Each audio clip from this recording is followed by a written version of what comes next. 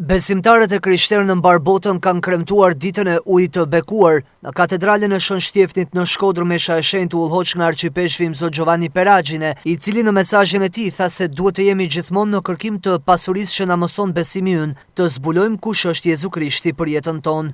Hyjet përfaqësojnë dëshirat e vërteta që drejtohen jetën tonë.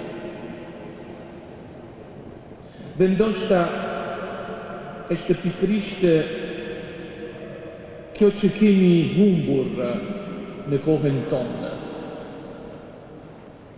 Ndoshta është rast për të pyetur vetveten cilat janë hyjet që ne ndjekim, cilat janë dritat që udhëheqin rrugën tonë, cilat janë dëshirat që japin kuptim jetës sonë.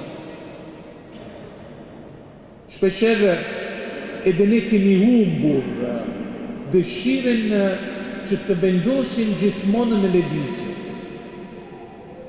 Jetë krishtere, besimi që kemi pranuar nëpërmjet sakramentit të pagëzimit na bën njerëz gjithmonë në lëvizje. Do të jemi gjithmonë në kërkim, do të kërkojmë gjithmonë për të zbuluar gjithmonë më shumë pasuria që kemi pranuar nëpërmjet sakramentit të pagëzimit. Duhet të kërkojmë gjithmonë, duhet të zbulojmë gjithmonë më shumë kush është Krishti për ne, për jetën tonë.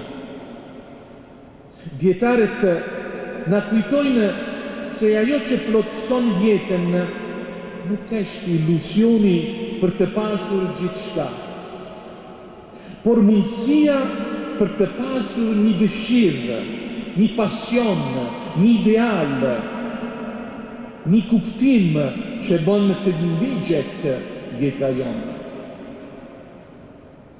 Dhe sa herë në përvojën tonë të fesë rrezikojmë të ndalemi, të kënaqemi të çfarë kemi, të kënaqemi me një besim të zakonshme, pa dëshirë për të kërkuar.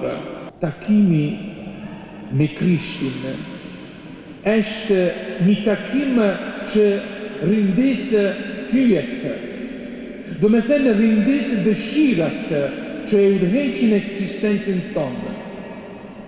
Çdo herë që takohemi me Zotin, Zoti na ndese prapë të dëshirë që vendosemi në lëvizje, që kërkojmë gjithmonë. Dita ujit të bekuar simbolizon shfaqjen e Trinisë së Shenjtë në momentin e pagëzimit të Jezu Krishtit nga Gjon Pagëzori në ujërat e lumit Jordan. Sipas Biblës, kjo ditë përkon me mbrëmjen kur 3 dietar panë në qiellin e Betlehemit në Jeruzalem yllin i cili paralajmëronte lindjen e birit të Zotit, Jezu Krishtit.